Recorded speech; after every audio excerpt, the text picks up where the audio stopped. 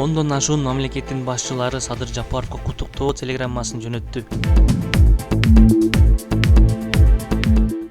Өлкө башчысы Садыр Жапаровдун дарегине жаңы жылга карата куттуктоолор келип түшүүдө.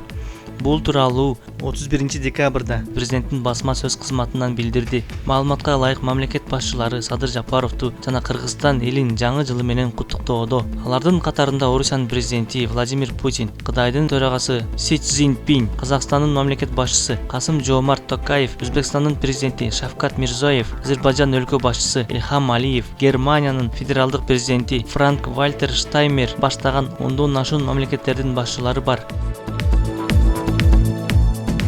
Жаңы жылдык дасторконго канча каражат кетет? Азык-түлүктөрдүн орточо баалары. Жаңы жылдын жаңыраарына саналуу гана сааттар калды. Учурда ар бир үйдө жаңы жылдык дасторконго азык-түлүк алып, дасторконго коюлуучу керектүү таттууларды, жашылча жемиштерди алып даярдык көрүлүүдө. Буга байланыштуу Борбор калаада жайгашкан дүкөндөрдүн бириндеги азык-түлүктөрдүн бааларына сарасеп салып, канча акча каражат кетерин билип көрдү. Ар бир үйдө сөзсүз түрдө оливье салат жасалат. Ага кетүүчү азык-түлүктөрдүн орточо бааларын билип көрдүк.